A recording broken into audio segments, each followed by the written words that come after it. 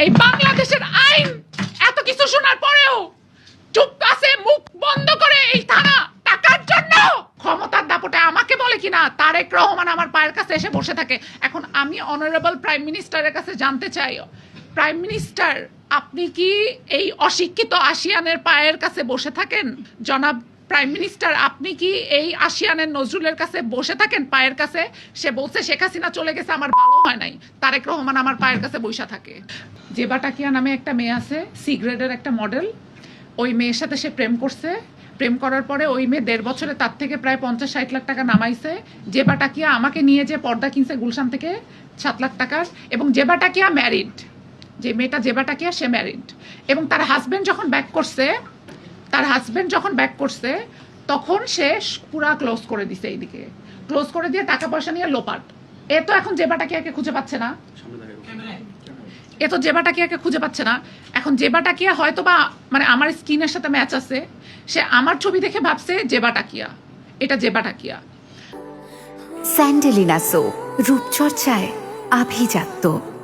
তো সে, আমি জেবা টাকিয়া হই, আমি জেবা টাকিয়া না হই, আমি মেয়ে। এরপরে সে যেটা করলো, ইমনকে আমি বললাম ইমন এখন কি করব? ইমন আমাকে বলতেছে আপু আমরা তো এখানে ঢুকে পড়ছি, সব ফিঙ্গারপ্রিন্ট, বের হওয়ার কোনো উপায় নাই, ওনাকে ঠান্ডা মাথায় আমাদের এখান থেকে বের হইতে হবে।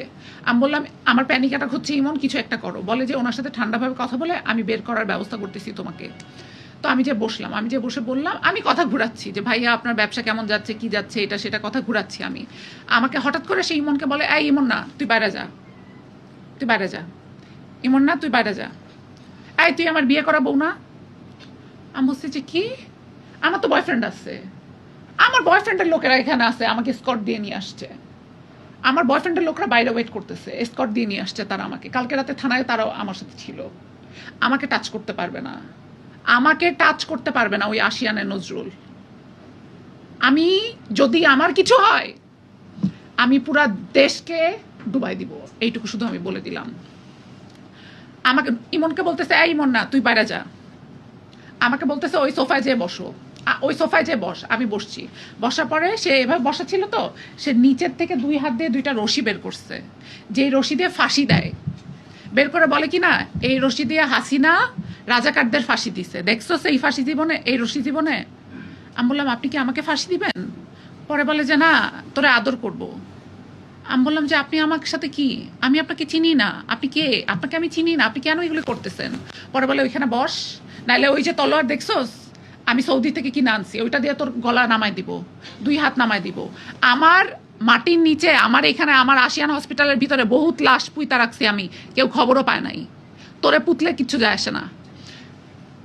ওই মুহূর্তে শুধু আমার মায়ের চেহারা আমার মনে আসছে যে আমি যদি মরে যাই, আমার মা অসুস্থ, আমার বাবা অসুস্থ, আমার ভাই ছোট, কি হবে? I am the only earning person in my family, এবং আমি একটা মেয়ে। এরপরে আমি ওনার কথা শুনে বসে গেলাম। উনি আসলো, এসে ওই একটা রশি দিয়ে আমার পা বাঁধলো, আমার পায়ে এখনো দাগ আছে, এই যে আমার পা এখনো ফোলা, আমার পায়ে দাগ আছে। তারপরে সে আমার হাত বাঁধলো। আপনারা কি মানুষ শুনতেছেন আপনারা আমি কি বলতেছি? আমার পা বাঁধলো, হাত বাঁধলো, বেঁধে আমাকে সোফার মধ্যে এরকম করে দিয়ে গলা টিপে ধরে তারপরে সে আমাকে থাপ্পড়ের উপর থাপ্পড়। এরপরে আমি কি বলবো, এই যে ধরেন যে এইরকম 3টা-4টা মিলায়, এই 3-4টা মিলায় একটা মোটা লাঠি, কাঠের লাঠি সে বের করলো, বের করে ওইটা দিয়ে আমাকে দ্রিম করে এখানে মারলো। দাগ দেখছেন আপনারা আমার শরীরের? আপনারা দেখছেন কি আমার দাগ? এই দেখেন পরে এই দেখেন, এই যে এখানে এই যে দেখেন, এখানে আমি হাফ হাতা পরে আসতে পারি নাই। আর এখানে জখম হয়ে গেছে। আমার বেস্ট ফ্রেন্ড আমাকে মালিশ করে দিতেছে। আমার শরীরে ওই লাঠি দিয়ে 60টা মায়ের মারা হয়েছে, অ্যান্ড আমার নিঃশ্বাস বন্ধ হয়ে গেছে। আমি ওনাকে বললাম যে ভাই আমাকে একটু পানি দেন। পরে বলে হ্যাঁ তোরা পানি দিব দাঁড়া। তখন সে তার একটা অ্যাসিস্ট্যান্ট আছে পিএস, যেটা তার প্রস্টিটিউট, কি নাম, সামিয়া সোবা, দাঁড়ান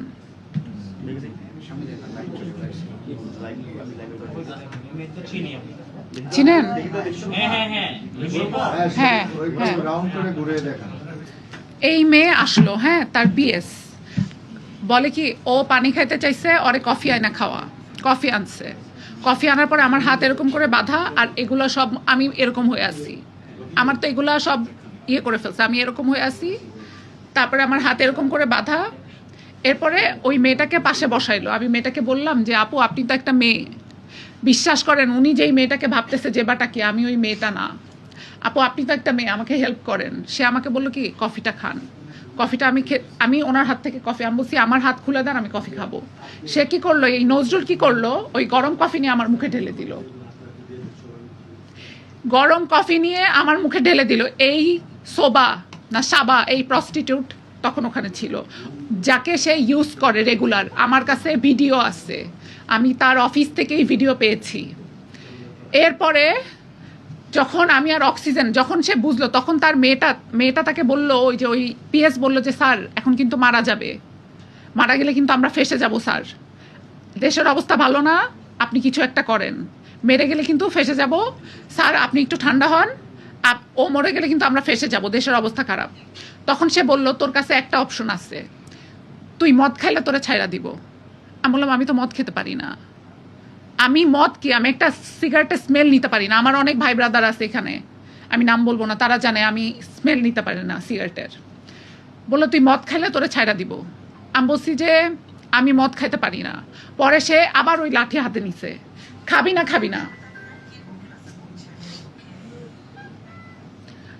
সে আবার ওই লাঠি হাতে নিছে, খাবি না খাবি না। এরপরে আমি বললাম ঠিক আছে আমাকে একটা দেন, একটা। ওই মেয়েটা তখন সে মেয়েটাকে কানে কানে বললো ওরে কিছু একটা মিক্স করে দাও, শুধু মিক্স করে দাও। আমি শুনলাম সে মেয়েটা এখান থেকে নিচের থেকে ড্রিঙ্কটা ঢাললো, ঢেলে একটা সাদা কি যেন সাদা গুঁড়ার মতো একটা মিক্স করে দিল। মিক্স করে দিয়ে আমাকে বললো 2 সিপে খাইতে হবে, আর 2 সিপে যদি খাইতে না পারোস তোর মাথার সব চুল কেটে দিব। তারপরে সে কেচি নিয়ে আসলো, কেচি নিয়ে এসে বললো, ওই সোবাকে বললো ওর মুখটা ধর, ওর মুখ কাইটা দিব। আমি বললাম আমি খাচ্ছি, আমি 2 সিপে কি, আমি 1 সিপে খেয়ে ফেলছি, পুরাটা 1 সিপে খেয়ে ফেলছি। আমি খেয়ে ফেলার পরে সে বললো এখন ইমনের ডাক। ইমন আসছে পাশের রুম থেকে, পাশের রুম থেকে ইমন এসে আমাকে দেখে হাউমাউ করে কান্না শুরু করে দিছে।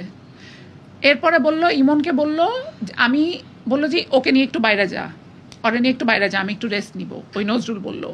ইমন আমাকে নিয়ে বের হয়ে, আমার স্যান্ডেলটাও এখন ওখানে রাখা, ইমন আমাকে নিয়ে বের হয়ে জাস্ট আমার হাত ধরে, ওখানে একটা বারান্দা আছে, ইমন আমাকে বললো আপু বারান্দা থেকে লাফ দাও। এই বাংলাদেশের আইন এত কিছু শোনার পরেও চুপ আছে, মুখ বন্ধ করে এই থানা টাকার জন্য। ইমন আমাকে বললো আপু এই বারান্দা থেকে তুমি নিচে লাফ দাও। ভাই আমি কচুরি পানার মধ্যে লাফ দিছি, ওই পাশে একটা কচুরি পানার মতো আছে, কচুরি, শুধু আমার ফোনটা আমি এভাবে করে ধরে রাখছি যাতে আমি ফোনটা না ডুবে যায়। কচুরি পানার মধ্যে লাফ দিয়ে ওই দিক থেকে ঘুরে ঘুরে যে একতলা থেকে, ওনার অফিসটা একতলায়, একতলা থেকে আমি কচুরি পানায় লাফ দিছি।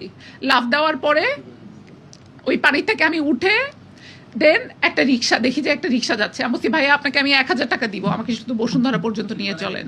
আমার ভাই তো বসুন্ধরায় থাকে, আমার ভাইকে আমি ফোন করছি যে আমাকে সেখান থেকে নিয়ে যাও।